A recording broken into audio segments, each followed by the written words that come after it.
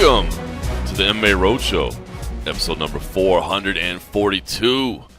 My name is John Morgan, and cold coffee is with me in a sense of fashion in the virtual ways that technology allows us to do right now, as I am coming to you from Newtown, North Dakota, Four Bears Casino and Lodge, and cold coffee is home in Las Vegas at the fabulous, palatial estate of the Casa Cold Coffee to help cover Noche UFC. We're coming to you early on a Thursday morning, so a little later than normal, but it was a bit unavoidable. I had a travel day, and you had media day, so we just couldn't really make it work on the normal Wednesday time. But we're getting together now, and we'll certainly talk about it all. Cold coffee, how are you surviving over in the chaos that is Las Vegas, man? I know we don't always talk about news and stuff, but good Lord, man, I've been watching this stuff on social media. This MGM Grand and not just MGM Grand, the whole MGM properties, man, they're getting taken down. The MGM properties,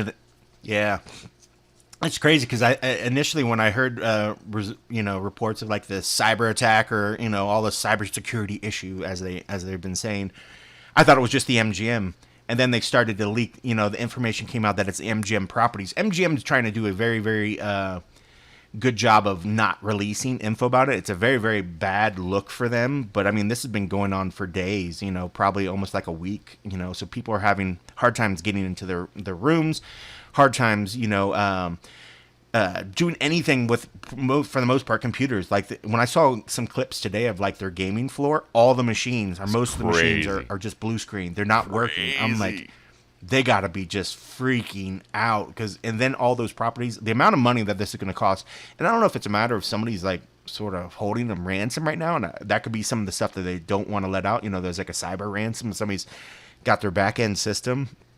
But it's not a good look, and this is the kind of thing, as big as this company is, this is huge. I mean, This is huge. If it is, in fact, a cybersecurity issue and they got hacked and then somebody's sort of doing bad things, I mean, this is going to be huge, and I can only imagine the amount of money. But, yeah, and Danny Segura, who is here in town to cover the event here with Junkie as well, is staying at the MGM, and he didn't know about it. So he sent a message the other day. He's like, I sat in the lobby for 2 hours trying to get my room key. I don't know what's going on here. I was like, bro, do you not read the news? I was like, you're staying at a property that got hacked.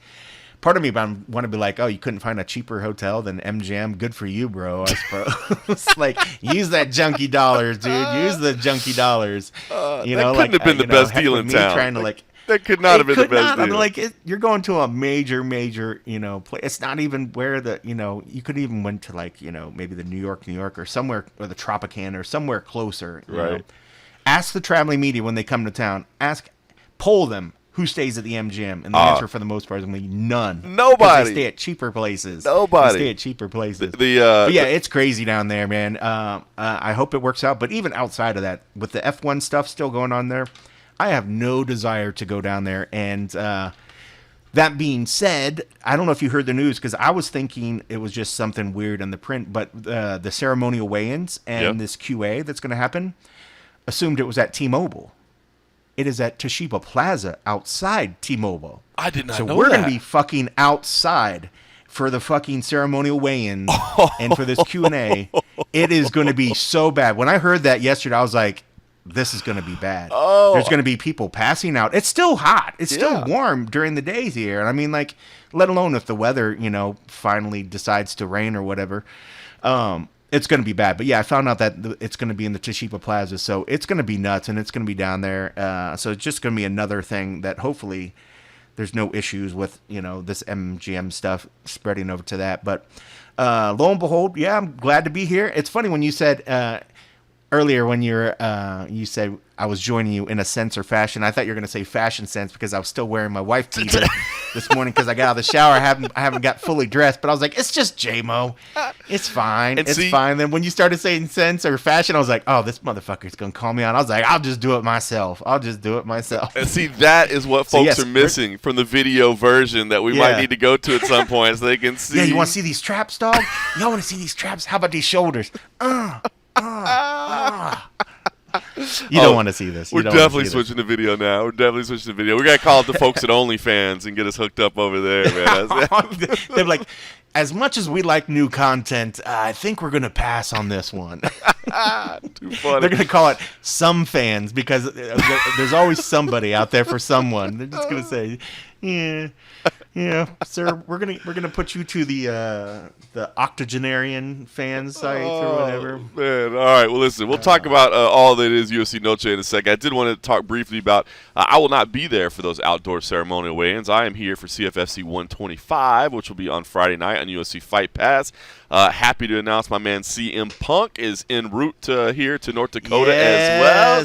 So he is back on the mic with me, so I'm excited to see him. It's been a while since I got a chance to work with him. His schedule has freed up a little bit, so he's got a little bit of yes, it time. has. I'm not sure what happened. I don't know. I just know he's got a little more time. Are you gonna pose the question, or are you gonna try to do off the record sort of just, hey, let's have? Well, you can't have some drinks and talk. You can have some tea or some. Share a citrus beverage or something. You can definitely have some coffee. You can definitely if you can find a nitro cold brew, you can definitely sit down and talk with. That's good shit. CM Punk. That's he's living good. That's the go-to right there. So I'll definitely see what I can find out. Obviously a lot of it'll be off record. I'm sure we'll try to work in a couple of little jabs on the broadcast here or there. I just have a little fun. So we'll see how it all plays out. But he is on his way. I haven't seen him yet, but he'll be in later today. To be honest with you, I haven't even seen this place yet. So I traveled yesterday, flew from Vegas to Denver to Minot International Airport, and it's about a 90-minute drive from the airport to get here. And I did that in the middle of the night, so I haven't even really had a chance to look around yet. But the crew that's been here for a couple days said it's really beautiful around here. I mean, obviously it's kind of out in nature. It's my first time in North Dakota, so I mean we're out on the plains, and it's it's oil country, and so I'm kind of excited to see it. We're right on the Missouri River, so I'm excited once we get done recording here to kind of poke around a little bit and see what it's all about. Because like I said, and by the way, you talk about the heat. I think the high here today is like 73 degrees, so pretty. Oh, that's great. Yeah, pretty excited about that to get that. So it was funny, man. To give you a sense of the kind of place this is, when we landed last night, I got in around midnight last night, and I was joining up on some other guys that were coming in on a flight that got in like 15 minutes after mine, and then we were taking the shuttle from the airport to the hotel. Well, the shuttle driver sees me there, and it's not one of those things where he recognized me, like, because he's like, I think it was just one of those things where like I was the only one still standing there after most of the people got their luggage, and so he was like, "You must be here for the MMA fight." I'm like, "Yeah, I am." And he was like, "Hey, my shuttle's out there if you wanna go out there." I was like, "All right, cool." I was like, "We're waiting on some other people." He was like, "Yeah, we got like 10 people." But I go out to the shuttle, and like, it's just parked, which like the Vegas airport, like you're not parking your car right there outside the airport. And then you got those people that are like, keep moving, but it's parked there, and he's got the door open and the keys in it, and the thing's just running, and he's inside the airport, I was like, that car would be gone so fast in Las Vegas. 100%, or anywhere for the most part. Wow, that's some small town feel right there. That's the kind of small town feel. No, whatever. That's George's car. Why would I get in George's car? Like, guys, exactly. Obviously that's George's car. Clearly is not that George mine. over there? Oh yeah, George, you're good. You can just park there. It's cool. So that was my immediate reaction. I'm like, wow, this is cool. You don't see places like this. And then we were driving, like I said, about a 90-minute drive. Yeah, cool. It was after midnight, so some of the guys were sleeping, but I was sitting up front. We were kind of talking to the driver, and it was funny because we just started kind of talking about fighting. The guy didn't know like MMA really, but he was like, yeah, he's kind of new to the area. He's like, I've heard they've had some big fights here over the years, and I'm like, yeah, they've definitely hosted MMA. He's like, the UFC guy with the pink hair, he fought here one time, and we were like, Sean O'Malley, because we're just like. Yeah, because we're only, like, where we are in Newtown, I think he said we're, like, 60 miles from the border to Montana. So I was like, well, that would make sense. It was probably Sean O'Malley. And he was like, yeah, I think that's it. He's a UFC champ now. I was like, yeah, they're probably talking about Sean O'Malley. So I pulled it up just to see, to double check. I was like, that's got to be who he's talking about. It's pretty crazy. Sean O'Malley fought here in March 2017. It was 4 months before he was on Dana White's Contender Series. So it was right before. He wasn't pink hair then. Yeah, definitely not. That's cool that he remembered it. Yeah, so I guess people were talking about it. So I pulled up this card. It's pretty wild. So this was March of 2017, right here at Four Bears Casino and Lodge. The main event was David Michaud, who's been in several big organizations, including the UFC, fighting Cody Wilson. Alexa Connors was the co-main event. Alexa Connors is actually going to be in our card on Friday night. Emily Whitmire picked up a win on the card. Oh, yep. Okay. Sean O'Malley was here. He got a first-round knockout to get to 6-0, so Sean O'Malley was on the card. Tyler Vogel, who we just saw on the Contender Series, was here. This one cracked me up. Colin Huckbody made his professional debut here on that date. Colin Huckbody ended up being our CFFC middleweight champ, but this was his professional debut, and he fought a guy that was 20-46 in his professional debut. Like, they put him up against a 66-fight veteran in his debut. But anyway, I thought it was cool, man. What a cool little card. That was the Extreme Beatdown was the name of the organization that handled that. So shout out to Regional MMA, man. It's kind of fun to see organization. When you look back over a couple years, you're like, dude, you could have seen Sean O'Malley here for like, less than it costs now to get him for like a single autograph or something. Yeah, that's crazy. Because even when he fought in the Contender Series, he looks night and day, like a totally different character. So I can only imagine what he looked like when he fought there. But that's cool. Yeah, that's neat to see the path that people have taken, on their way to the UFC. I love it. That's very, very cool. But yeah, I'm a big fan of Whitmire. Woo! Oh yeah. I got a new favorite from this past Dana White's Contender Series. You were a fan. One of Alex's girls, Julia Pilastri. Yeah, you were a fan. She's a redhead. She's badass. Savage. Man. She hot. She fine. She was like, dude. She was eating punches and just like walking forward, like she was like, "Yeah, that ain't nothing. I was like, "Oh, I hope she's not cocky. I hope that's not gonna get it." But she just knew, man. And I was just like, dude, it was so. There was the fights Contender Series. It was just awesome. I thought this was probably, in fact, the fifth fight was probably the one I didn't pay the most attention to because I was already just like, can the night get any better? But yeah, man, what a good bunch of a night of fights, man. That was great. But yeah, I getting distracted. I was thinking about my favorite new redhead on the field. It was definitely one of the best. It was definitely one of the best Contender Series fights. I want to talk about some of the Dana conversation. All right, two quick things I want to share as well. I purchased for the first time. You don't use Apple products, but an AirTag. You've heard of these Apple AirTags, right? Where you just like a little basically trap. You have one? Yeah. Oh, so and then you just no. I've heard about them. Okay. I've heard people say ways to either track your you could hide one in your car or in your luggage, so you could actually track your stuff as it travels on its own. But I've also heard the nefarious side of it where people have put AirTags on targets, like whether it be women or other shit, and tracking people. It does make you say right away when you sign up, like, this is not to be used for tracking people or whatever. Does it really? Yes. Yeah, I heard that. I mean, because I've even seen that there's apps and things that that they've came up with so you could scan to see if there's a tag on you or near you, just for that reason or whatever. Interesting. But yeah, I mean, it's another instance where something very useful and very cool came out, and then of course there's always some d-bag out there that's like, oh, I can take this and make this really. I could use this for bad purposes or whatever. But yeah, I have heard about the AirTags. I thought they were really cool, especially like when somebody said like they put one in their car. Should your car ever get stolen, you could actually track your car down. That's a really good idea. People have given it to police, and the police actually use that info to recover their car from them.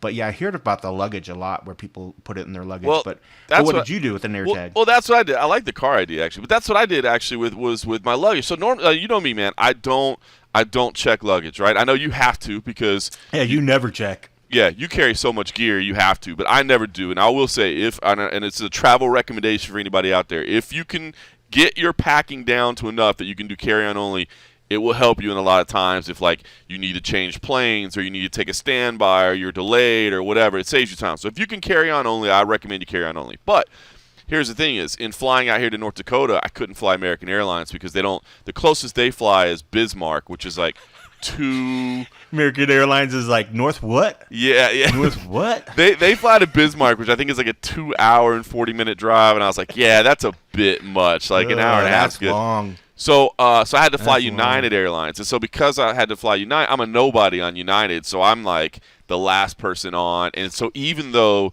I had all carry on, because I'm in the last boarding group, they're like, you got to check your bag. You got to check your bag. Full. Yeah, so they checked my bag, and I guess I'm a little OCD about losing my gear because I have gear and stuff in there, and I need it. And I'm only here for a short time. It's not like, if I was here for a week and they're like, oh, sorry, we lost your bag, we'll have it to you in 48 hours. I'm like, bro, I'm heading home in 48 hours. Like, that won't help me, So anyway, having that air tag was nice peace of mind because I could see it when I landed in Denver.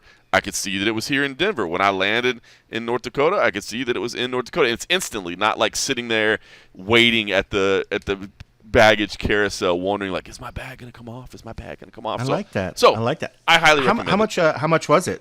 Like $30 or $40? Yeah, it was like I think it was like $25, and it's even cheaper. Yeah, 25, and I think they said they last about a year, and then there is like a little battery in it that I think can be replaced. So if you wanted to, but I'm sure the battery's probably like 10 or 12. So at that point, maybe you just want to buy another one. I don't know. Just buy a new one. Yeah, but see, that's the kind of information that would be useful on a newly redesigned MMA Roadshow travel tips. Yeah. I like where you're going with that. Things to think of. Things to think of. But that's good. But yeah, I have heard of it. Those air tags, man. It's a good idea. But it's of course, there's always some schmuck out there that use them for bad things. But you used it for the right purpose. As soon as you started describing that, like, great, I'm signing off on this thing that's helping people like track people now. I'm like, what am I doing? So anyway, so but you're not the only one. I mean, a lot of people use them. They're very cool. And I know some people have like multiple. I mean, it can be. I'm glad that I thought that it was more expensive. So I mean, like at $25 or even less than 30, that's kind of reasonable. Where you could pick up a few of them if you have multiple packages. Like if you have a laptop bag, or if you even want to put it on your laptop or something, or things that are targetable or whatever. Yep. But I think it's neat, but it's worth it. I think at that cost, it's worth doing. Like I said, the peace of mind it gave me was nice. Did you cry when they took your bag away from you physically? Did you just have like instant regret, like, bro? It's happened enough now where I just get, because when I go to Fight League Atlantic, I have to fly Air Canada out there because American doesn't fly there, and they same thing. So I'm like a schmuck on Air Canada, and they make me take it. So it's happened enough times that now I just go, okay, here you go. And I'm like, I did ask him. I was like, really? I was like, just a rollerboard? I'm like, really? And he's like, everybody in group 4, sorry. And I was just like, all right, here you go. So yeah. But yeah, the times at Air Canada, like I got a little bit passive aggressive, perhaps. I know that's tough for you to believe. We know it. I may have gotten a little passive aggressive the first times, but I've gotten over it now. I don't need to be causing ruckuses at the airport. Yes, because there's always somebody off to the side recording it. Yeah. Oh boy, that's right. Definitely 100%. Don't need that. Also, the other thing I did yesterday was cool, and it was I wish I was at home because I've done most of these from home, but I had to do this one from my phone and while we were traveling and stuff. But I took part in another Nevada State Athletic Commission judging training call. Which, man, I really enjoy doing those, man. They're good. Did any of the judges actually show up for that? Oh yeah, there were 18 people on it. Yeah, there were 18 people on it. It wasn't just journalists. Wasn't just media. Wasn't just journalists. I will say our old colleague Stephen Morocco was on the call as well, so he was there. Oh, nice. And you had a bunch of judges, and it was really cool. So obviously, I won't go into exactly what each person said, but it's kind of but it's a great discussion. And the focus of this one was on the difference between 10-9 rounds and 10-8 rounds, right? And so they had 4 fights that they pulled up, just one round. So I don't see any reason this can't be shared. It was Paul Daly versus Eric Silva, round 2 at Bellator 223. Kat Zingano versus Gabby Holloway, round 2 at Bellator 245. Austin Linko versus Melquizael Costa, round 3 on a UFC Fight Night event, and Alexander Munoz versus Carl Deaton, round 3 at that same UFC Fight Night event on July 15th. And basically, we all watched the video together, and then they put up like a little poll, like everybody vote what you voted, like vote how you score this, and then they had discussion over why you scored it that way and what you thought. And Jeff Mullen is there helping run it. Mark Smith was there helping run it. And like I said, a bunch of judges on there from around the nation and around the world. And it was cool, man. And on some of them, we all like completely agreed. Like that's definitely a 10-9. That's definitely a 10-8. On their others, we had differing opinions. Like a couple of them, I was 10-9, and other people were 10-8, and vice versa. But it's cool, man. And I know, like you said, you kind of take a funny little shot at the judges there, but these guys do care, and girls, I should say, guys and girls. These folks do care, and they are trying to educate themselves, and they are having educated discussion about it, and it was good. And ultimately what we came away with was, and you hear it talked about a lot, but it was really kind of enforced there too, is how much damage really means something. Yes, dominance, yes, duration, but damage is really the one that means the most. But there was one situation, and I'll just say it since it was my score, Kat Zingano versus Gabby Holloway round 2. I went 10-9 when the majority of people went 10-8, even though if you go watch that round, it's like an immediate takedown. And Kat's like in mount pretty much the entire round. And she's landing some shots, but there's nothing that like, oh, this fight's about to get stopped. So because of that, I was like, yeah, there was activity, but not enough. There was damage, but not enough. I'm looking for those immediate like fight-ending blows that like, or great submission attempts. Yeah. And I didn't see that. So I went 10-9, but a lot of people did do 10-8. And they said, look, the damage wasn't immediately impactful, but it was, it was it added up throughout the entirety of it. So anyway, great discussion. And the other thing I thought was really interesting that I took out of it was in discussing damage, because one of the things I always talk about is like I love the fact that we're rewarding damage, but sometimes you can't see it. It's not like a video game where there's like a damage meter and we could measure it because the energy goes down. It's like, how do you measure it? And there was a lot of talk about how fighters react when they get hit or when they get kicked, or there was talks of like grimaces in the face, which is a great observation. So how do you measure damage? But it made me think of the importance of, if you're an athlete, and hopefully these athletes that are out there fighting are realizing, if you can no sell, so to speak, the shot, somebody hits you with a big shot to the body and you can keep that poker face and you can make it look like it didn't land, there's no way for a judge to really know. So they're looking for little clues like that. So anyway, I just want to share that because I love these things. I love taking part in them, and I love reinforcing to people that, hey, man, these people are out there trying to educate themselves and trying to do the best job they can. And I wonder too, I think that, the time when you have former athletes step into that role might help as well, because, there's times when maybe an athlete is just, his cardio's gone out and maybe he's just struggling to grab an air, and then maybe he catches a shot that maybe isn't even that hard, but he might make a face because it's not really due to the strike, but, maybe some other external issue that I think if somebody has like training can actually recognize, like, bro, that wasn't the hit that did anything. That's just him going through, he's trying to catch his breath, or his cardio is going out on him right now. And I would blame more the fact that it's cardio as opposed to that shot, where somebody might look and say, oh man, look at him after that shot. Look at him. He looks like he's having a hard time breathing. And, a trained eye, or maybe that somebody does a training. And that's why I think, it is one thing, I guess, to see the fighter make a face or do whatever, but I think, with maybe experiencing them also of like what the fighter's really going through at that moment to understand whether it's really a face of pain or a face of just maybe just somebody makes ugly faces or something, and that's just part of their thing, and then somebody's attributing it to something else. But regardless, I think it's always going to be a good thing that they're actually trying to look at more stuff and actually think about it as opposed to just reacting, because there's so many times when you see these results and you just can't fathom them. When you see the general majority of the population shaking their heads like, what is this person doing?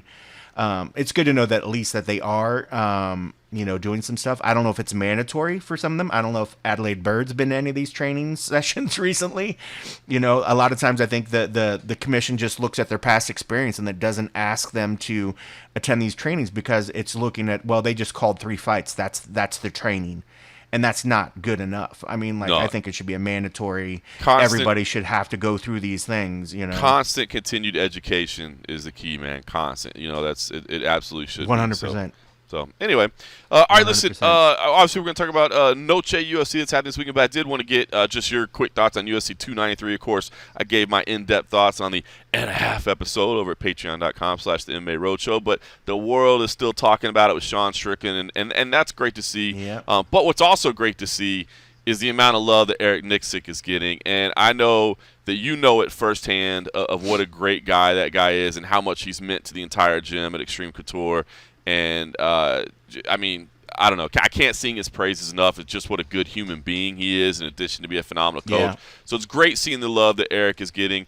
It's great seeing the love that Sean is getting. So I don't know, man. I just want to get your impressions of what you saw at UFC 293, and after you've had a couple days to kind of dissect it and consider it and see where do you stand? I mean, I think there's still a lot of people trying to figure out if Sean looked great or Israel looked bad, and what's Sean's ultimate goal. Where he stands in the sport. I mean, he's number 8 on the pound for pound list with the UFC rankings. But I don't know. What do you think about the whole UFC 293 fallout?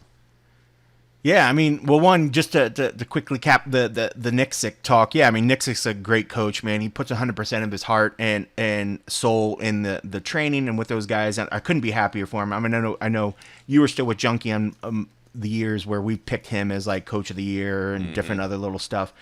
So yeah, you can't sing enough praise of that guy. And I mean, I think what the great thing, a lot of people are giving him credit for, which is just a kind of what he is. Like, they got off the plane and then went straight to pretty much to extreme, once to show off the belt a little bit, but also to help a class that was going on, because it never ends. There's always these killers there at extreme that it's great. We just got a world championship, but oh yeah, I got a guy that's fighting in 4 days or whatever. So that's the mindset. That's the effort.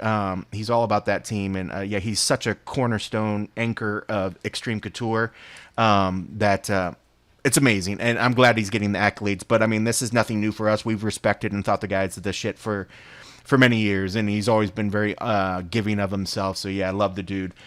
As for the fight, it's kind of what we said. We said if Izzy can't handle Strickland's style of walking forward, it's going to be a bad day for Izzy. That Izzy cannot make a mistake. We said it's not going to be Izzy. It's not going to be easy. He can't make a mistake, and I don't think Izzy made a mistake. He just didn't have an answer for Sean's pressing, pressure, and that was just like it became a kickboxing match. There was like maybe 0 takedown attempts in the whole darn thing. It was just perfect of Sean just being Sean. And I thought if there was anything, I thought Sean's he was definitely in there to counter punch, but I thought his just defense in the sense of evading Izzy's shots was just fantastic. I thought he wasted no energy in moving his head too crazy. I mean, when Izzy threw a shot, Sean evaded it. And what Izzy's able to do a lot of other times against other fighters is he gets them with the feints. He'll throw feints and he tries to get them to, sort of start gimmicks, and then he gets them when they're not expecting a shot. The thing about Sean is throw the feint. He doesn't care. He's still walking forward towards you. And it got to the point where, I think one of the commentators said it, and I was like, that's exactly it, is like, as much as Izzy trained for this fight, how much of the fight did he train going backwards the whole time? Right. How much did he, while he did they said, he does like to get against the cage and he waits for that counterpunch, like when he was able to knock out Pereira, he sort of had his back against the cage. So he's comfortable being back against the cage, but there's, I think, maybe a danger with being comfortable against the cage where you're setting yourself into a place where you only have 2 directions to go. Well, 3 if you can go forward, but it's to the right or to the left. And it got to the point where he wasn't moving. He didn't really have any lateral movement. And Sean was just able to sort of follow him and just like a fucking Terminator just went forward. And Izzy had no answer for it. But I don't think Izzy made a mistake. He just didn't have an understanding for how to properly stop a guy that's going to go forward. You either have to do that with power and make the guy not want to walk forward in your punches, or you just have to constantly get that lateral movement and get to the outside and just reposition. And he did it. But then a couple times he just got caught. And Sean I thought Sean's accuracy was incredible. I thought his way he was able to evade Izzy's strikes. He was catching some kicks, but I mean, Izzy it didn't seem like there was a lot of pop in some of the kicks, but it could be the way that Sean was just able to sort of just not shuck them off, but it just didn't seem to phase him. He was so focused, and man, and to see the energy burst when he was able to land that shot on Izzy, because Sean was very counter punch focused. When he landed that shot that dropped Izzy, oh my God, it was like all of a sudden somebody took the energy knob and just turned it up to 12. He went, and then you saw that releasing shots. And the crazy thing, and we've said this, and you can see it in any of Strickland's sparring sessions, that's how he trains, nonstop pushing forward with guys. And we've even seen that when he's had a couple guys in there, so I think it's just a matter of, Izzy needs to, honestly, I don't want to get distracted because I have a point I want to say about the post-fight press conference. The way that Izzy was so dejected and had no answer, it was such a a bad showing. He made Izzy look like he wasn't even close to being championship level because there was no answer for what Sean was doing. I thought Izzy was going to just say and just have a pout moment and just walk away and say, guys, I'm done with this right now. If I can't beat Sean Strickland, I'm just done right now. And then obviously would take some time away and come back. I was literally calling in our Slack chat. I was like, he's about to retire. Wow. That was such an ass whooping. He's about to retire. He's about to step away. And does that feed into and it could be because I partially saw him lean over and say something to Dana. I was like, dude, that's what I think triggered it in my mind when he said something to Dana. I was like, and I guess all he said to Dana was, I'll talk to you later, according to what Dana said the other night. I was like, I'll talk to you later. And then to see what he said in the post-fight press conference, I was just like, and the fact that he didn't stick around in the octagon to get an octagon interview and then shows up at the press conference just to say, I want to go spend time with our family. That's cool. You can go spend time with the family, but do what you're supposed to do. I just felt it, and I called it in the Slack channel. I said, it's Ronda 2.0. He's gonna be the next person that just wants to step away on his way down. Like I just saw this as a moment where people are gonna give him shit about it. He should have just ate crow and just faced the media, faced, if anything, the octagon interview. That's a gimme. That's a safety. I mean, like they're not gonna ask any hard pressed questions. And yes, I mean he got knocked around or whatever, but it's like you see him then immediately he leaves the venue and he makes this like, oh, I'm just here in my car with my family and blah blah blah. I'm like, bro, you ran away from the people that were going to ask the question that you were boasting. If he would have won, obviously he would have stuck around and boasted about how Strickland sucked ass, but no, now because he lost, he had to just shuck everybody and make it awkward for Eugene Berryman to have to go in there and try to make up excuses about ultra, metaverses and different universes and why this happened and whatnot. So he put Eugene in a rough spot. I see a little bit of what you're saying. So in the immediate aftermath, here's what I said. Number one, if somebody doesn't want to talk to the media, I don't feel like they have to. I understand. Like I get, and to your point, I like what you're saying. Hey, at least do the in-octagon interview where it's one or two questions. Maybe address the people in the crowd. It's a belt handover. When do they not ever talk to them? Address the people in the crowd that spend a lot of money to be there. You know what I mean? They want to hear it from their hero. They want to hear it from the superstar. Yep. But I get it as to why. Like, I honestly don't feel offended if somebody doesn't come to the post-fight. Like, I understand how down in the dumps they are. Now, I will say this. Guys like Conor McGregor, guys like Dominic Cruz, have made lots of fans by the way even Israel Adesanya have made fans by the way they handle themselves in defeat, because we look at that and we go, wow. But if you're so emotionally down, broken, whatever, you don't want to get to the media, I get that. I don't fault you for it. And the other thing I said is that, like, plus, that now saves all of that valuable content for his private YouTube channel, which he has as well, where his brother can interview him and he can be his own media source as well. So I wonder if it's almost like a strategic play as well, Yeah. I had a funny thing about that, because remember, he's always like, I could do your job. I'm like, bro, I could go in there and get my ass whipped by Strickland. I could do your job, too. Oh, wow. Shots fired. No, but in all seriousness, that just whatever. But I get your point. I mean, I get what you're saying. It would be shitty if he skipped all the other stuff to do his own thing, but I get it.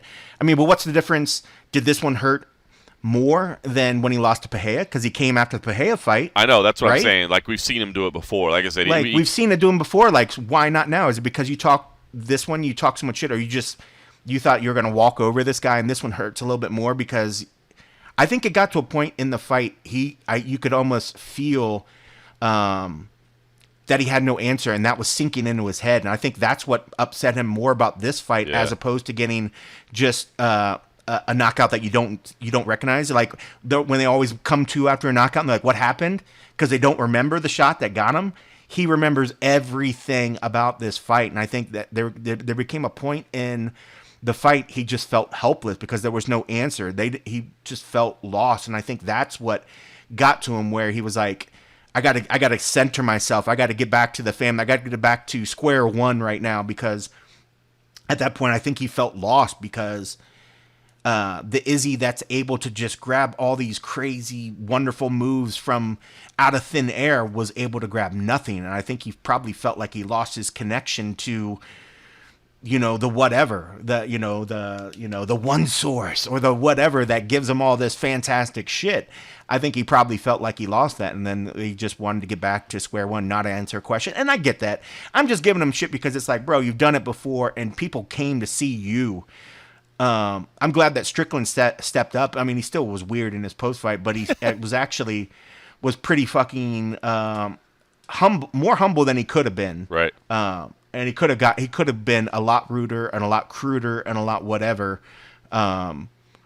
But again, I mean, that's what we've said about Strickland. Strickland he's very cringy at times, but ultimately in most interactions with it, I find the guy funny. Maybe that's wrong on me that I laugh at some of the fucking cringy shit he says, but ultimately at the end of the day, I mean, he's not a bad dude. He just says some really cringy shit, and I'm more than likely not going to hang out with him. But I don't know. When I saw his gun room, I was like, bro, okay. Now he was Can I come hang out in your gun room? Now he was speaking. Well, this is the one that I always use with Sean Strickland. Like Sean has said before, he's like, I think America messed up when we put women in the workplace, and you hear that, and you're like, what did you just say? Kind of disagree with that one. But then when he goes on to explain, he goes, well, the problem is, the way the family is now, we don't have anybody at home raising the kid because both parents are out there working, and so your kids are getting raised by the internet and by TikTok and all that, and all that makes sense. Now, had you said, I wish we could figure out a system where one parent was home in the house, or something like that. But, it's like, the sentiment behind what he was trying to say was actually kind of nice, but you can't just, blanket say, I don't think women should be working. Like that you can't say that, Sean. Yeah. What are you talking about? If you say, I wish we had better family values, especially given the way his family was brought up. I mean, if he was saying, I wish, we focused on family values so that our children were getting better moral compasses and all that, like, okay, now you're talking. So it's like the sentiment behind a lot of what he says is good. It's just delivered in horrible fashion. Delivery. But yeah, it's delivery, yeah. And he says cringy stuff, and I think he likes being edgy or whatever. But all right, so it makes him unique. The shit, the views of the stuff, and Dana even said it after the fact, and like some of the Strickland stuff. It's crazy. It's hard to not say that Strickland is a star in his own way. Can they maybe market him like some of the other guys? No, because he doesn't have a filter on his mouth. But it's hard to deny the fact that people are drawn to him. There is definitely the mix of what's he going to say next, and then there's also the mix of people I've seen that says, Bro speaks it like it is. They love his honesty. They love his openness. They love the fact that he's not afraid to just say cringy shit. And a lot of the stuff rings true with a lot of people. There are a lot of people out there as well. There are a lot of conservative Americans that believe that the traditional roles in the men and women are kind of askewed. So a lot of people are keen into that shit. There's definitely a market for him out there, and but at the end of the day, I'm happy for him. He fought the fight that he wanted to fight. He has a great story kind of leading up to it. I don't mind the cringy shit, but I'm a Vegas homer, so I like the fact that Extreme Couture's got a belt. I'm not gonna shy away about that. I'm proud of them. I'm happy for them. Absolutely. To say that I've trained in a gym where there's now a champ trained on the same mats or whatever. I find that cool. I find that very, very cool. Probably gave him some of his best rounds. It's gonna be interesting. Right? What's that? Probably gave him some of his best rounds, right? I'm probably gonna have to claim this one. Yeah. No, seriously, we I would love if Sean ever offered. I would love to have the time to go in and train. But I feel I'd be afraid to ask because he'd think I was challenging him, and then he'd whip the shit out of me. But but I would say this about any pro at Extreme. If any pro offers you the chance. And you would think in an educational format to spar or to train, why would you not take that opportunity? True. Like if Strickland, if I know that there was a possibility, because you're never going to change, and now would be actually cool to say you could actually train with a fighter, but I'm not going to go in there with the real the hopes of I'm gonna show him something. It's like I would more likely just to anytime you could train with somebody that's better than you. Is a good thing. And if you go in there, when I say with somebody that's going in there with an educational mindset as opposed to just dominate the fat overweight guy that's coming in there to spar with him, but actually could show them some tips and actually let you get, takes you to that level. It's like when you roll with a guy that's better, let you make some transitions, let you roll, get you in a position, give you the opening to get out of it without just yanking your arm off. and let it be a learning experience. I think if anybody had an opportunity, so yeah, I mean, in all seriousness, I would love the opportunity to train with like Strickland or whatever. But as much as I would like to claim this was for sparring with me, I've never had the honor of getting in there with him. But boy, how cool would that be? Especially now, the fact that he's got the belt and did whatever. So yeah, It's a new era. It's a new era in the UFC. We got Sean O'Malley with the belt. We got Sean Strickland with the belt. There's a whole lot of non-PC stuff going to be going over the airways coming from Radio UFC. And the thing about it is Dana don't care, and I don't want to say don't care. He understands what he can't control, and I think he's given up on trying to be this it's our job to police the thing. There used to be a athlete code of conduct when fighters used to say something about, potential, something that could be misconstrued as like promoting rape or race and all the other shit. They used to get a slap on the wrist. Or they at least try to sort of something, and none of that happens anymore. And I think now with the whole anti-woke culture movement, the UFC now has a platform where they could just say, no, we're not going to do it. They're fighters, blah, blah, blah. I'm not going to mess with it. And it's unfortunate because you would like to see them sort of, as an organization, keep it a little bit cleaner. And maybe now with TKO, maybe some of that will kind of come into play. Because, I mean, you see the WWE, the fighters will talk a little garbage in between, but nothing ever to this because they understand it's just about just promoting something. I never see something get too crazy. Now, that being said, CM Punk, he fights for real when he goes fight these mofos. But I've never heard him really talk junk about these things. But it'd be interesting with the new TKO coming out with the merger of the WWE and the UFC, if there will be any sort of changing. Dana, the other day when he was like, I'm still going to run the show, things are going to stay the same, makes me think that they won't really change when it comes to cleaning things up. But that being said, the organization has changed.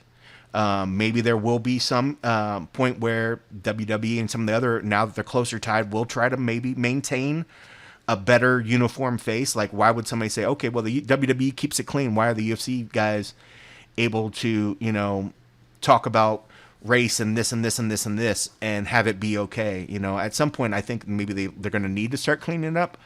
And I think that could be a good thing. I mean, yeah. It's interesting. So I mean, there's enough real bad shit out there. We don't need our favorite, fighters and people's idols, making it cheap and making it, whatever. Yeah. On social media. I mean, listen, that's the way I've always stand remains the same. Race, religion, family, I think needs to stay out of trash talk. I get the need for trash talk. First of all, people find it entertaining. 100%. Second of all, people just don't like each other sometimes. But just, the race, religion, family, I think that stuff needs to stay out of it. All right, well, you mentioned the launch of TKO. The UFC and WWE officially merged into one company. As you said, Dana now officially known as the CEO. I kind of joked the other night. Mr. White? Yeah, do we have to call you Mr. White now that you are the CEO? He's like, no, come on, I'm kind of the same. But I think, and I'll get your take on it. I mean, obviously you're, a former UFC employee. You've been through some of the stuff. You've seen some of it firsthand when acquisitions and sales happen. It's impacted a lot of people that you worked with.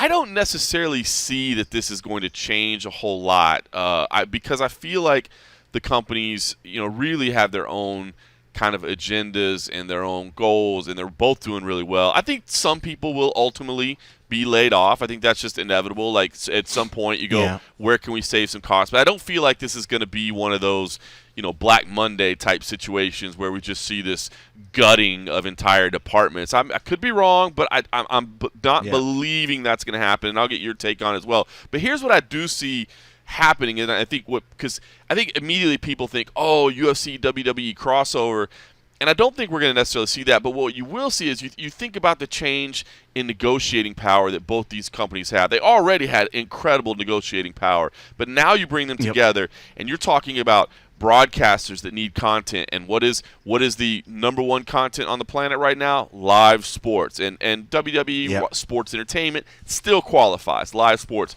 Venues, what are venues doing? You got venues all around the globe that are trying to get premier names into their building so that they can attract people, and now you can negotiate these two things together.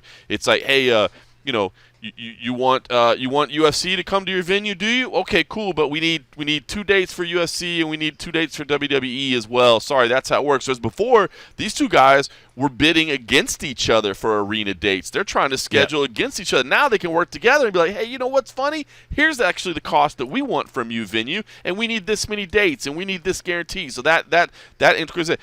Advertisers as well, needing reach. People want to reach. I mean, you want to reach certain demographics. Now it's like you come to the UFC and be like, hey, we can sell you an advertising package that shows you with this reach right here with the UFC, and let me also show you what reach we have right here with WWE. It's no different than what I kind of like it to. I mean, look at what USA Today Sports does, the USA Today Sports Media Group, right? Like, they took all these different, independent websites. Like, why did they buy MMA Junkie? Why did they buy Golf Week? Why did they buy all these other websites that they have out there? Hoops Hype is one. I'm trying to remember the old names from when I was there. It's because they can take all those platforms and they can leverage them together to get better rates on things, to get increased reach for advertising and all those things. So that's where I think the real power is going to be. They're going to have huge negotiating power when it comes to talking with broadcasters, talking with venues, talking with advertisers. That just helped everything. As far as like what they're necessarily going to do for each other, I don't think it'll be a lot. So that's my take from the outside. Obviously, that's no inside information. That's stuff playing out in high-level executive boardrooms that I don't have access to. But I don't know. What's your take? Are you worried that there's going to be another bloodbath around the UFC offices, or does this one feel a little safer? No, I definitely think it feels safer, but I mean, if anything, I could see where maybe there might be more on the WWE side. I mean, when it comes to production, I mean, like the UFC's production team, the edit team is pretty fantastic. I don't really see a lot of the WWE stuff, so I'm not sure how big or robust their team is. I could definitely see where there can be some combination and some efforts, but you're right. I mean, I don't think it'd be the massive one like when they got bought before, where there was a lot of overhead and they just kind of had to get rid of some stuff. I do think there will be some redundancy and there will be some cuts made at some point. The way that most of these operations work and the way the UFC's worked for so many years, they sort of had this line of debt that they're able to sort of operate on. And in this merger, the company sort of took that, like, I want to say it was like $2.5 billion in debt or whatever. Right. They assumed sort of that as part of it. So there is going to be needs, just like even when the WME or WME first took them, there has to be certain ways to make it profitable. When you see the top 10, people that were part of it, like you got the Kraft Group, which is like the owner of like the Patriots and all the other stuff. Right. There's going to be people that want money, and the UFC is just one small portion of it, so they want to make sure that it's a functional company and that it's also a money maker. So there will be some cuts at some point. But yeah, I don't see where there's going to be a mass exodus of people. I don't think people there need to be worried. I think there's enough money coming in on the UFC side to take care of themselves right now. Or they'll just, open up another line of credit, depending on whatever it is, especially if they're trying to say, like, it's business as is for the most part. They're going to keep doing it. It'd be interesting to see. But when you get to some of those cheap positions, when you have an organization, you have 2 CFOs or 3 CFOs, how many CFOs do you really need to run an organization? There might be some of those top level ones. But when it comes down to the lower level people, I could see where they probably don't need to have a lot of cuts in that area. But it doesn't mean that there won't be some. So I anticipate there will be some, but I don't think it'll be the massive one like when we saw the one time when I think there was like 100 or more people that got let go in that one big sweep. That was crazy. I mean, that was crazy. I mean, when everybody got together to have drinks and just kind of lick their wounds, I was like, that was a pretty bad one. That was pretty rough. But that was an emotional you're right. day, I think man. When it comes to the bargaining and they're still going to have to the point where these guys are going to still, I think that if anything, they'll just play nicer. But when it comes to where they want to take their tours and go around town, when it comes to weekend while they're competing, it's still going to be them claiming an event for a weekend or whatever. It's not like they can do a UFC on a Friday night and a WWE on Saturday night. These people, when they come in, when it comes for the load and the other stuff, they need that space, so that they just can't do the day after, sort of thing. So I think they'll still be vying, but I think if anything now, you're right. When they can go to a venue, they can go to T-Mobile and say, hey, FYI, what's your schedule look like for 2024? We're hoping to get 5 UFC events, but hey, how about we also were able to book you 5 WWEs that maybe you didn't get before. You want to try to get them, we can bring them to the table. So you have 2 large promotions that now can really sort of like piggyback and help create inroads where maybe the other one didn't. So I think it should be good. I mean, the way the UFC too, when they operate, going back to the cuts, most of them they use third-party production companies to actually put on events. So it's not like they're going to say, well, do we need 2 staff to go and set up places? Well, they're not using the same staff anyways. It's a third-party company, so that's not like they need to cut heads there or anything. But it'll be interesting. But they've already kind of now done these sort of, where they've taken weekends. I think now, if anything, they'll just have a clear picture long-term of what somebody's plan is. They just need to sit them down and say, okay, where do you go every year in September? Where do you go every year in October? Because you start seeing the pattern with the UFC, and like it comes up in my Google Photos. It reminds me, well, you were here at this point in 2015. I was like, oh yeah, and look where they're at right now. They've sort of established these weekends where they're at, and I don't see that really changing too much because they've already sort of established them over the years.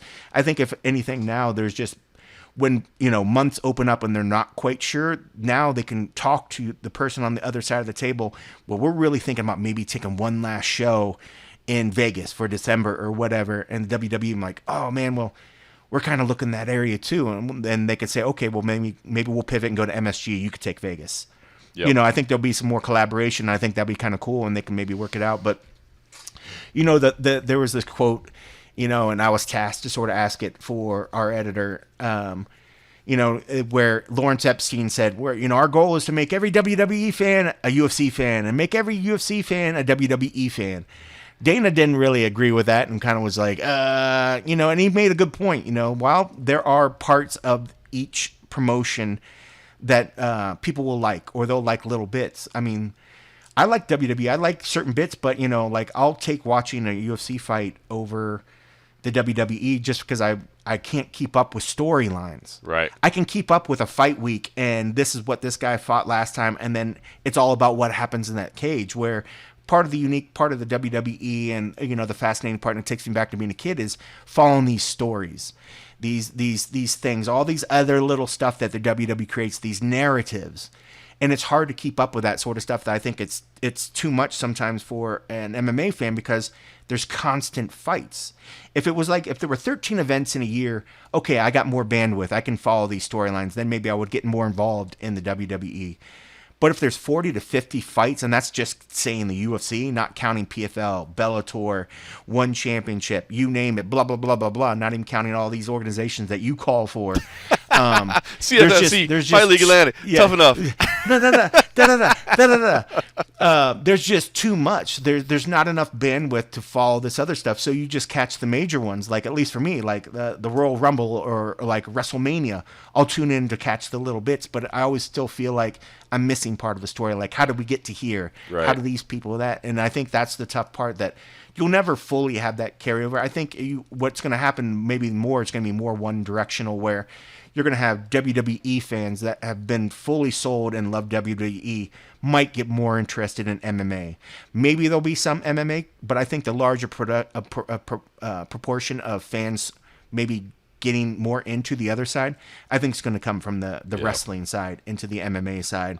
I felt bad for Lawrence Epstein because he's a nice guy, and I hated for Dana to be ripping into him. 100%. But I was really surprised that Dana could have just took the softball and just said, well, that's the hope, that's the goal. We know we have a new audience we're gonna reach. And he's like, when he started making a face, I was like, oh fuck. I haven't even finished the question, and he's already grimacing up there. Yeah, he'd had that conversation in the office somewhere earlier because you didn't even get through the quote. He already knew the quote. But it was funny because actually it was funny when that quote came out.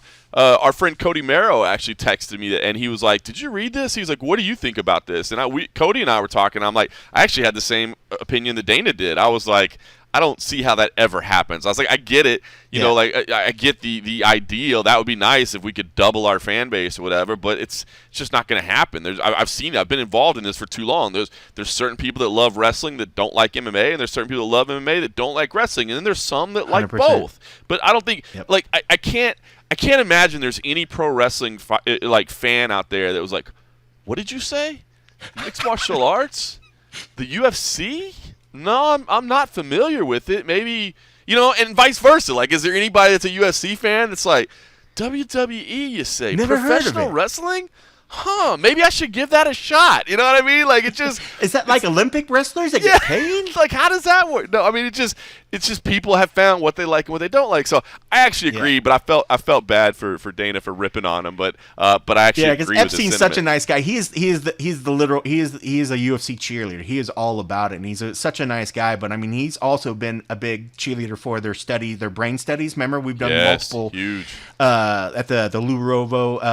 Am I saying that wrong? Yeah, Lou Rovo Brain Rovo. Center. Yep. And he's been big there. His family's been involved in all that kind of stuff. I think he has a personal tie to some of the brain study stuff for his own family history, whatever. But he's always been a cheerleader for the UFC. I think this was just another moment where he was like, okay, somebody's got to get out there and say, this is going to be the greatest thing next to sliced bread, and I'm going to take that role. And Dana was just like, yeah, bro, no, we don't have to. We don't have to say that. I'll tell you. I wanted one last thing in this whole this is way out there, but it did occur to me, and I think this is something maybe worth monitoring. So remember when PFL did this deal with Saudi Arabia, and we talked about it, and I said, listen, $100 million is nothing to scoff at, and they're going to bring live events over there, and this is opening, and it does open up the doors because from everything we've heard, that Saudi Arabia's funds are essentially limitless. Like, I mean, if they decide they're going to pour things on, they can pour things on. But let's not forget, WWE also has a very lucrative deal with Saudi Arabia. And so now I wonder if that's going to cause a little bit of rub where when it comes time to have discussions and renewals, where if Ari Emanuel gets in there and now you start talking like, Saudi Arabia, you're doing a deal with the WWE. Well, why would you do with the PFL? Why don't you deal with TKO and you can get in on the UFC side as well? And they end up kind of trying to carve the PFL out of that Saudi Arabian investment money. I don't know. I mean, that's high level, way down the road, but just something I think to at least keep in mind because I'm curious to see how that plays out. All right, listen. I mean, and people also forget, the WWE's been big on improving, relations with Iran ever since back to the Iron Sheik days. They don't get enough credit, to relations, and maybe they have to, since he's gone, maybe relations with Saudi will be a little bit easier. But let us not forget bridging the gap Iron during Sheik, the Cold War. Bridging the gap. I'm telling you, with the Cold War. I mean, there's if there should be probably a presidential, declaration at some point thanking professional wrestling for its relations in the world. So ridiculous. All right, listen, if you like what you listen to, please do take a moment to rate us and review us wherever you can. It means a lot. It helps the show out, especially on Apple Podcasts. That's where I listen to all my podcasts. So if you've got time to log in, rate and review us, I certainly would appreciate it. If you want to take your sports to the next level, we really would appreciate that. Patreon.com/the MMA Roadshow for as little as $3 a month. You can help support the show.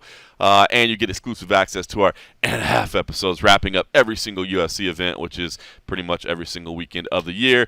As we've been alluding to here and there, I will be spending a little bit more time over there lately than I previously had in recent times, so I'm looking forward to that. It's also a guaranteed route to get a chance to talk with us. Both of us try to be good on social media and try to respond to everything, but it's hard. I'll be honest with you. I get buried in mentions and DMs and stuff like that. If you can take it over there, then I guarantee you we can have some conversations. Like my man Scott McCrate had just sent me a question, which I'll be following up with Cold Coffee on that. Always great to hear from Scott McCrate, who's been a big supporter of us for a long time. All right, listen, we've been talking a long time. We haven't talked that much about Noche UFC. I was not there for Media Day yesterday. Obviously, it is the women's flyweight title fight, the rematch that we're all excited about. It's celebrating Mexican Independence Day. It's Alexa Grasso, the Mexican champion, putting her belt on the line for the first time against the woman she beat to take it, Valentina Shevchenko, one of the all-time greats. Incredible result last time out. Valentina Shevchenko is the slight favorite in the rematch. I've said it since the first fight happened. I think I probably picked Valentina in the rematch, as weird as that may sound. I know there's some stats going against Valentina in terms of age, in terms of how champions do when they lose the belt in immediate rematches. There's some things stacked against her. I just have a hard time doubting her again. There were people that would point to you, and aptly so. She barely beat Tyler Santos. Then she lost to Alexa Grasso. Is she slipping? Is she down a step? And it may be possible. It may absolutely be possible. And I also don't want to take away from Alexa Grasso. She's phenomenal. I've enjoyed watching the rise of Alexa Grasso. Her boxing has always been incredible, slick. Certainly she added a grappling game. We saw the beautiful submission win. Maybe she'll be buoyed by the fact that here's an event built around September 16th, around Independence Day. So maybe that's going to be a big thing for her as well, that she gets a little bit of added energy, or she gets a little bit of added energy, I guess, excitement, whatever the case may be, in this opportunity for her as well. So I do slightly favor Valentina Shevchenko, I think, in the rematch, and it seemed like she was looking pretty damn intense at the media day. I don't know. Just let me know, I guess, kind of what kind of vibe you felt after getting to be in the room and talking to both these athletes, because I obviously didn't get that chance. Well, I'll tell you one thing. Being in the room with Valentina and Alexa, both of them sort of definitely had different airs and energy with them. Alexa still has always just been very humble, very focused. I think she is definitely going to be buoyed by the Mexican crowd that's going to be there.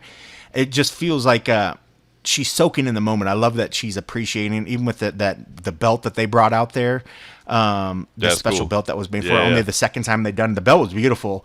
At first, I was confused. I was thinking, like, okay, are they fighting for that belt, or they're just giving her to have that belt regardless? I'm not quite sure. I'm still a little unsure, because they're like, we had this made for her. I'm like, well, so you just giving her, but if she loses it, are you still giving her to keep that, or does Valentina take the belt home?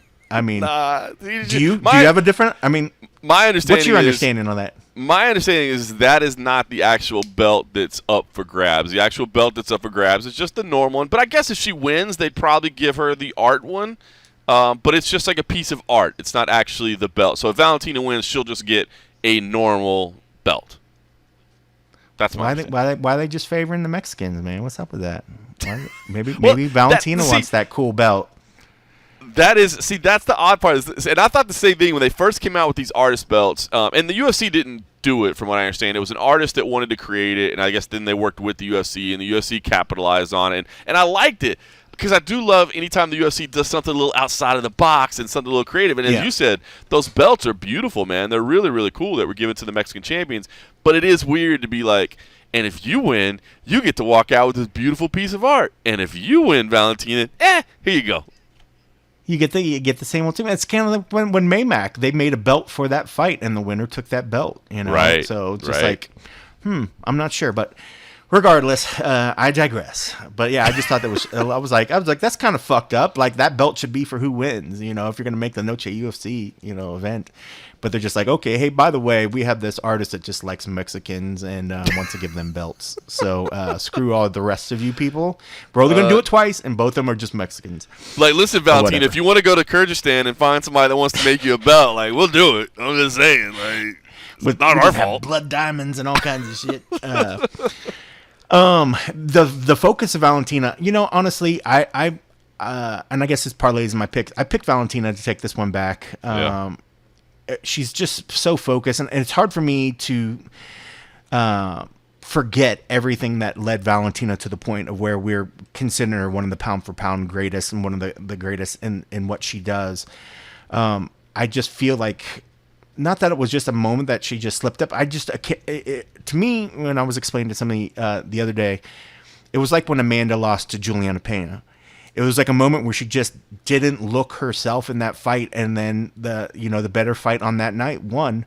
But then when the rematch came, I believe that when you watch the body of work what Nunes had done up to that point, you thought that was the fighter that was going to show up, and that was the fighter that was going to win.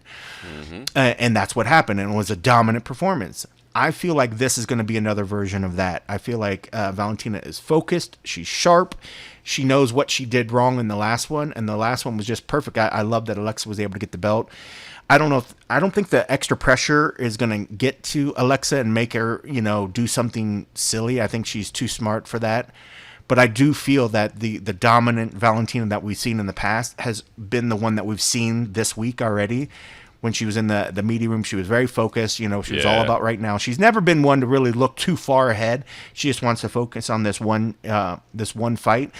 And she's given herself, and she said, I forget the exact quote, but she's given herself no choice but to push forward and only focus on this fight and to get this belt and to go home with it. And I believe that she's going to right the wrong that she did that last fight. I think it will take another perfect fight for Alexa to hold on. Doesn't mean that she can't do it. Maybe the days of when we doubted any opponent for Valentina are gone. Maybe Alexa was the one that erased that. And I think certainly with another win here, then I will maybe not question the fact that other opponents can beat Valentina. I just feel like Valentina wasn't quite at her best form that last fight, and I think what I've seen so far this week, I think that form will be there. So in my staff picks, I did pick Valentina, but Alexa's a great champ. She's adorable. She's humble. She loves the fan base. I think she's great for the sport. If she wins, I think that's a win as well. I mean, if Valentina wins, she's also great for the sport, great representative. Both ladies are great representatives of the sport, representatives for their countries. So yeah, I mean, I think it's going to be a great fight. I think it's going to be good. I think it's going to be a lot of fight. You know, the last one ended on sort of with what was taking place on the ground. If Valentina has an answer for the moves that Alexa gets her in, but if Valentina can get some good strikes, which Alexa has great striking as well, the fight could be very interesting in a lot of areas that it goes. I just feel like Valentina. She's gonna want to just write what she did that last performance, so I'm picking her for this one. I am too. And as you said, it's not that I'm certainly not counting Grasso out, and I certainly wouldn't hate to see her win because of all the things you said, man. It's great. I think the sport wins either way. The UFC wins either way. Either way. So yeah. I think it's good, but I do kind of like Shevchenko and the story of redemption here. We'll find out if that plays out. All right. So I got a chance to see Valentina and Alexis time with the media. I didn't get a chance to see Kevin Holland and Jack Della Madalena's media scrums, but I did see some of the highlights. Was Kevin Holland coming in a little chippy? Did he get a little irritated or? No, he got a little. It was funny because a lot of it was on Danny because Danny brought up the talk about the belt, and Holland gets that point where he sort of gets nonchalant where he's like, it's not about the belt, it's about making money, Right. And a lot of fighters have got that way as well. Yeah. A lot of times I think some people think that the fighter's saying it because they can't get the belt. They're like, well, they stop talking about the belt or they just talk about money because they're never going to get to a belt or something. Hey, listen to Joseph Benavidez, a guy that was always right there. 100%. I think he kind of had to do it, I think, for his own mental, positivity, right? To just be like, I got to stop thinking about this damn belt. So it's not always a bad thing. And he was a high level as you can get without winning a belt. So it's not like it's just guys that are toiling in obscurity that say that. Sometimes it's just a smart way to approach things, right? Yeah, and I think in this point he was like, so why? He's like, why are you obsessed with it? He's like, if I'm not obsessed with the belt, why are you obsessed with the belt? He's like, you going to fight for the belt? You ever fought? You ever blah blah blah? And he just started getting a little chippy. Okay. Because I get it, but I mean also too, a lot of people were trying to say like, why didn't this fight happen down south? And I think some people were saying that he was offered to take the fight down there, but he didn't want to fight down there. I mean.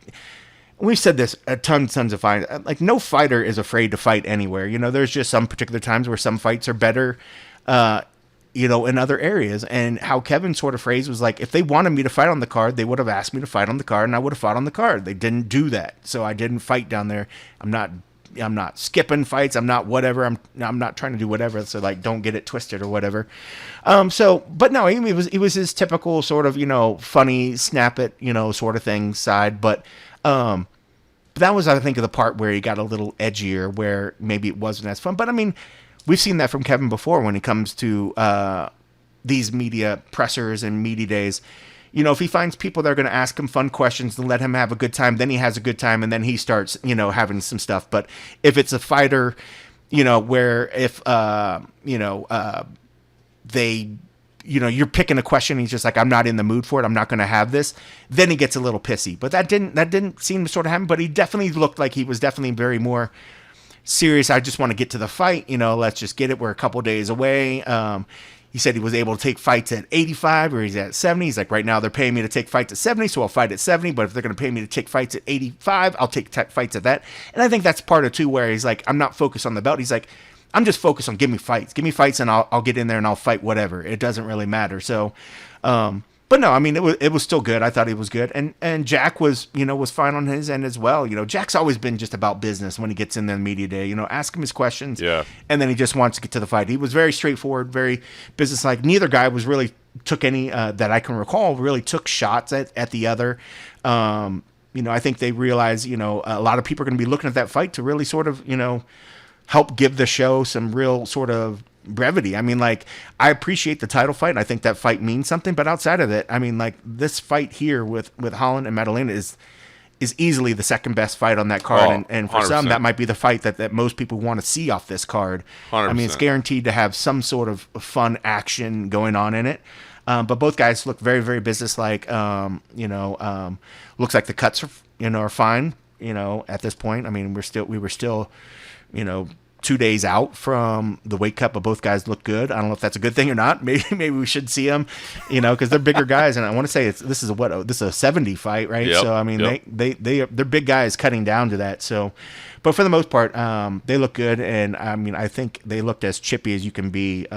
Cutting weight down to the weight that these guys have to cut down to. So, but no, it should be good. That fight, I mean, I can't jinx that one by saying that one's going to be fireworks, because it's going to be fireworks. It's going to be some good stuff. There'll be some shit talking, and it'll be fun.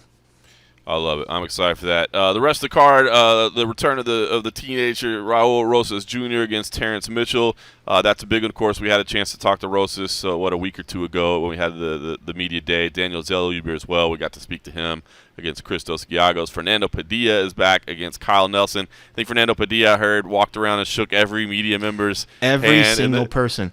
And he tried to do it afterwards, too. He came and gave like knuckle bumps, but since his ran a little bit long, Kevin Holland was the last person, so Holland started coming into the room up onto the stage, and so I think he cut the I'm leaving the media room handshakes down, but who knows? They were behind me. He might have still went through and still knuckle bumped everybody. But dude, it was great. You could see he was enjoying the moment. It was very special to him. He got emotional kind of up there, thinking about his path there. So it definitely meant a lot, but it was very cool. I mean, we see that every once in a while where somebody will come through, and it's not they're not obligated. It's very, very cool when they do take the time to thank us for being there. When we're like, bro, we can't do our jobs without you. We should be coming up and thanking you after this, but that's not right of us. It's not very professional of us for it to be like, thank you so much for coming up and fighting. But internally, that's kind of what we're thinking. But it was kind of cool that he took the time to go around and shake everybody's hands. I thought it was pretty cool. He's a neat kid, man. He's a super nice kid, man. He really is. Prelims, we'll have a little CFFC flavor there. Lupe Godinez against former champ Elise Reed. Tough stylistic matchup for Elise Reed. Love me some Lupe. Yeah, that's a tough one. Lupe's grappling so good. That's a tough matchup for Reed, who's more of a striker at heart. But, we're giving her some CFFC love. Roman Kopylov is there against Josh Fremd.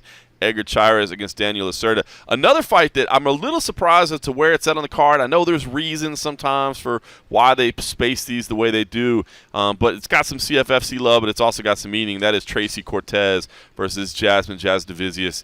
Ranked women's flyweight. So I'm a little surprised that this one is, as far down on the prelims as it is. It's not even like the featured prelim or anything like that, but I guess you try to give people a reason to tune in early.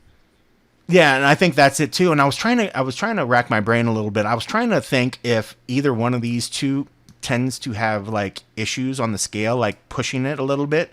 And I wonder if they didn't want to put it on a main card and thinking like, there's quite the possibility that one of them might come in heavy. And they're like, let's just sort of take that out. But honestly, the fights that are on the main card are good cards. I mean, could this easily have been like the start of the main card? 100%. And like you said, it could have been the featured prelim. I just think there was maybe some reasons. Maybe there was just some questions that they just put it in a position where it was less risk adverse for the overall card by its placement or whatever. Yeah. But like you said, it definitely is a reason to tune in for the prelims. I mean, if there's going to be a fight, I mean, like both of them are really, really good. I want to say, well, not that it matters on our pick. I think I picked Jasmine to take this one, I probably would too, to be honest with you. I probably would too. And I know I'm a CFFC homer, but I probably would. Yeah. I can't tell. I can't remember what the others on our staff did. I feel like that would be an unpopular pick, but it felt right. I think Jasmine I know she said she at one point wanted to be the new GSP and represent her country or whatever. And I'm just like, I don't know. But she's a baller, man. She's badass. She's badass. But I mean, how can you not like Cortez too, man. Cortez is a fucking beast, man. Absolutely, that's fine. That's going to be a very competitive matchup, sir. A very competitive matchup. That's what I meant by saying fine. It's going to be a fine matchup. Oh, you're ridiculous. You're so ridiculous. Charlie Campbell, another CFFC vet, making his debut against Alex Reyes, and Josephine Knudsen against Marduk Man. So I'm going to fly back. I think I land at like 11 a.m. in Vegas on Saturday, so I'll go home, change, maybe try to get in a quick nap, and then I'll be there. I'm not covering anything with your else. Presence. Look at that. Look at that. I will be there. I will be there on Saturday night. So I will be helping you in UFC coverage, sir. So you're not going to be at the athlete panel, which is going to take place later today at Level Up inside MGM Grand, which is crazy because we just saw all these people yesterday, minus Tracy Cortez. It's Gil Melendez as the host, Alexa Grass. Well, it's funny, on the PR schedule, they put Alexa Grass instead of Grasso. Valentina Shevchenko, Raul Rosas Jr., Daniel Zellhuber, and Tracy Cortez. So I'm hoping there's a crowd for it. I hope it should be interesting, but it's in a different place than it's normally is. We're not doing like the Caw Theater or anything like that. I'm assuming it's just like kind of in the general area where they would do the open workouts inside the MGM Grand. But of course, they're going to put us in the MGM, which is having all kinds of issues. I'm like, this is going to be wonderful. So this. I didn't even think about that. Yeah, it should be like so. On a bonus side, I do believe you will get free parking because their parking thing isn't working, so they can't charge anybody for parking. Oh. Well, hey, that's a plus. That's a plus. And then so then tomorrow we got, of course, the official weigh-ins in the morning. I'll be streaming that one, and then we're gonna have the go stand out in the sun Q&A and ceremonial weigh-ins, where please now, if you're listening to this and you're gonna go out there, please drink water, bring water. You will get hot, and there will be people passing out, and it's gonna be unfortunate. I hope the UFC is prepared for that. And I know that may just make us sound like a bunch of old dudes, that are like, oh, you gotta carry that. But you've actually seen people pass out there in prior 100%. Yeah, the last boxing one that I did when it was Garcia and Davis, that was later in the evening. That was like 4:00 or later, maybe it was a little bit earlier than that. And people were passing out. This is still, granted, this is a little bit later in the year, but it's like 1:00. People are going to be there by 1 or maybe even before, trying to get in line. The Q&A starts at 2. People are going to be there before an hour before that, and they're going to be standing out in the sun. And especially the ones that aren't drinking water, that are drinking, it's bound to happen. So hopefully people are smart and prepare themselves, and I hope the UFC's taking contingency plans on how to take care of people, because this is their idea. I don't know if it's a money-saving cost, or they just thought, hey, this is what boxing does sometimes, and they just want to kind of piggyback off of that big open plaza, lots of people out there, kind of thing. But that's what I think. More so than, maybe it saves money, but I don't think they care too much about that. I think it's more that they want to create that public kind of, that spectacle, that people could see it. You know what I mean? So yeah. But anyway, all right. Public service announcement from the MMA Roadshow. All right, it'd be a really crappy spectacle if nobody shows up. then they're going to look silly. There'll be people. Hey, they can't get checked into their hotel room, so they might as well come out and watch it. They're going to put signs in the lobby. While you can't check in, would you like to go over here and check out this UFC event free and live from the Toshiba Plaza? Well, the line will probably stretch to Toshiba Plaza from the check-in. I heard the line to actually check in was really bad. It was like bending back and forth because it was such a bad. So maybe they'll just straighten it out and just take it over the bridge into the Toshiba Plaza. That's crazy. They can watch this while they're waiting in line. All right, listen, I know you got to run, so I won't take up any more of your time. I know you got to get down there. You got Fight Week to cover. I got CFFC to prep for, so make sure you tune into that on Friday night if you can on UFC Fight Pass. And, of course, you and I will both be at Noche UFC in Las Vegas on Saturday, so we'll cover it there. And for everybody over at patreon.com/the MMA Roadshow, we will have the and-a-half episode directly after that fight card. So, in the meantime, I saw the Gran Turismo movie with my kid. If you're looking for something that's kind of entertaining, it's good. I'll give it 2. I'll give it 2 thumbs up. I just want to throw that out there. So I saw it with my kid. We enjoyed it. Both of us, 2 thumbs up from the Morgan family. If you're looking for something to watch, the Gran Turismo movie was good, especially if you ever played the game growing up or whatever. Dallas Cowboys, shout out to Dallas Cowboys. Looked insanely good. Holy cow. Not holding my breath that they'll keep that up, but I just want to give a quick shout out to them. Aaron Rodgers, that was crazy, man. I could spend a whole, I watched Hard Knocks. I was excited to see how he played. I feel so bad for New York Jets fans and anybody that had him on your fantasy team to go down after 4 plays. Terrible, terrible. So just want to get all that out. But more than anything, I just want to tell you, thanks for listening.